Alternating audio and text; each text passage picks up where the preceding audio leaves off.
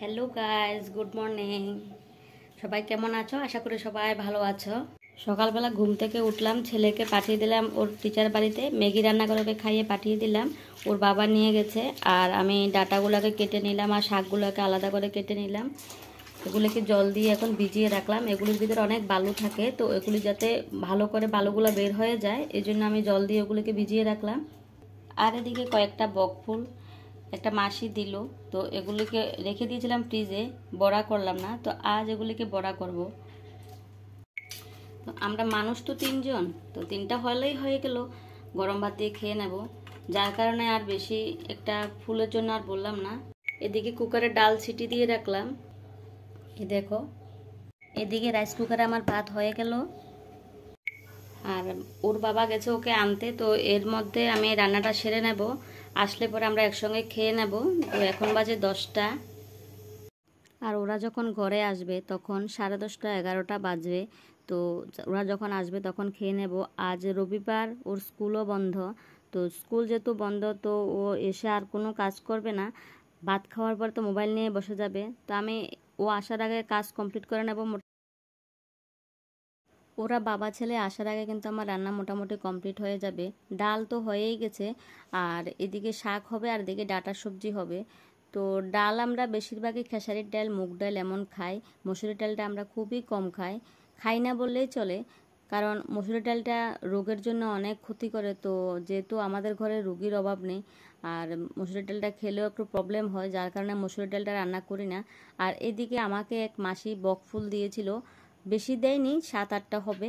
তো এগুলি দিয়ে আমাদের হয়ে যাবে, 3টা হলেও হয়ে যাবে, আমরা মানুষ তিনজন, তো 3টা হলেও হয়ে যাবে। তো আমি সুজি দিয়ে আজ করব বড়া, যেহেতু আমার ঘরে চালের গুঁড়া নেই আর আতপ চাউলও নেই, তো যার কারণে আমি সুজি ময়দা মিশিয়ে বড়াটা করব। সুজি দিয়ে কিন্তু বড়া করলে খেতে কিন্তু খুবই স্বাদ লাগে, তোমরা একদিন খেয়ে দেখবে। আমার কাছে খুব ভালো লাগে, চালের গুঁড়ার থেকেও কিন্তু সুজি দিয়ে করলে কিন্তু খেতে দারুণ লাগে, তোমরা খেয়ে দেখবে। আর সুজির ব্যাটারটা সবসময় একটু পাতলা করে করবে, পাতলা করে করলে একটু পরে সুজিটা যখন ভিজে ফুলে উঠবে তখন দেখবে এটা গাঢ় হয়ে যাবে। তো যার কারণে আমি কিন্তু প্রথমে শুরুপাতে আমি একটু পাতলা রেখেছি, তারপরে এটা ভারী হয়ে গেছে। যারা যারা এখনও পর্যন্ত বকফুল চিনো না বা খাওনি, তারা অবশ্যই কমেন্টে জানাবে। বকফুল কিন্তু বড়া করে খেতে কিন্তু খুব স্বাদ, বকফুলের শাকও খাওয়া যায়, বকফুল দিয়ে কিন্তু আবার মাছ দিয়েও রান্না করা যায়। তো তোমরা যদি বকফুল না খেয়ে থাকো তাহলে কমেন্টে জানাবে, আর বকফুল চিনো না কে কে তোমরা কমেন্টে অবশ্যই লিখবে। বকফুলের বড়া গরম ভাত, শুকনা মরিচ ফ্রাই করে খেতে কিন্তু খুবই দারুণ লাগে। আর বকফুলের শাক যদি তোমরা খেতে চাও তাহলে আমি কিচেন চ্যানেলে একদিন বকফুলের শাকের আমি ভিডিও দিয়ে দেবো, তোমরা অবশ্যই দেখে নেবে। কালো জিরা দিয়ে কিন্তু বকফুলের শাক কিন্তু করলে খুব স্বাদ লাগে, তেল ছাড়াও কিন্তু শাক রান্না করে কিন্তু খাওয়া যায়, খুবই ভালো লাগে, খুবই স্বাদ, খুবই টেস্টি। আর আমার কিচেন চ্যানেলটাকে তোমরা সাবস্ক্রাইব করে দেবে, আর প্রত্যেক দিনের শর্টসগুলো দেখবে। আর ভিডিও আমি প্রত্যেক দিন দিতে পারি না, কিন্তু আমি চেষ্টা করব দেওয়ার জন্য। ঘরে যদি কোমরে ডাঁটা নিয়ে আসে, শাক কিন্তু আমাদের ঘরে হয়, কারণ শাক আমাদের ঘরে সবাই পছন্দ করে, আর শাক খেলেও কিন্তু উপকার। তো শাকটা কেউ অপছন্দ করে এমন কেউ নেই, সবাই খায়। শাকটা খেতেও ভালো লাগে, গরম গরম ভাত দিয়ে কিন্তু খেতে খুব দারুণ লাগে। আমার রান্না মোটামুটি কমপ্লিট হয়ে গেছে, একটা সবজি বাকি আছে, এটা পরে রান্না করব। আর ডাল নিয়ে, শাক নিয়ে, আমরা বড়া নিয়ে বসলাম ভাত খাওয়ার জন্য। তো সবাই ভাত খেতে বসলাম, ওরা বাবা ছেলেও খাচ্ছে, আমিও খাচ্ছি, একসঙ্গে খেয়ে উঠে তারপরে বাকি কাজগুলো করব। তোমরা যদি আমার চ্যানেলে নতুন হয়ে থাকো, চ্যানেলটাকে সাবস্ক্রাইব করে দেবে প্লিজ। প্রত্যেক দিনের ব্লগগুলো তোমরা দেখবে। আমি অত সুন্দর করে বলতে পারি না, আমার কাছে ক্যামেরাও নেই, মোবাইলের দ্বারা আমি ভিডিও করি, আর মোবাইলে অত ভালো ভিডিও করা যায় না। আমি ওই সস্তা মোবাইল দিয়ে কিন্তু যতটুকু পারি অতটুকু ভিডিও করি। তোমরা প্লিজ একটু কষ্ট করে আমার ব্লগটা দেখবে, আর যদি ভালো লাগে একটা লাইক অবশ্যই করে দেবে। লাইক করতে কিন্তু পয়সা লাগে না। তো দুপুরবেলা আমরা কি করলাম, স্নান করে সবাই যখন বসে মোবাইল দেখছি, তখন আমরা কেউ ভাত খাবো না বলে সবাই ফ্রুটস স্যালাড বানিয়ে খাবো। তো ফ্রুটস কাটছি, আপেল আর শসা কেটে দুপুরবেলা আমরা সবাই স্যালাড বানিয়ে খাবো। তো এটা কিন্তু সবাই পছন্দ করে, বিট লবণটা নেই, কিন্তু বিট লবণ দিয়ে কিন্তু খুব স্বাদ লাগে। তো শসা এবং আপেল কিন্তু কেটে এরকম পিস পিস করে তোমরা স্যালাডের মতো বানিয়ে কিন্তু খেয়ে দেখবে। গরমের দিনে ভাতের চেয়ে কিন্তু এগুলি ভালো লাগে খেতে, ভাত খেতে ইচ্ছে করে না। আর তোমরা যে যেখান থেকে আমার ব্লগটা দেখছো তোমরা অবশ্যই কমেন্টে লিখবে কে কোথা থেকে দেখছো, তাহলে আমার কাছেও খুশি লাগবে। আর তোমরা যদি একটা লাইক করে আমাকে উৎসাহিত করো তাহলে ভিডিও বানাতেও ভালো লাগবে। তোমরা অবশ্যই একটা লাইক করে দেবে আর প্লিজ প্রচুর প্রচুর পরিমাণে সাপোর্ট করবে।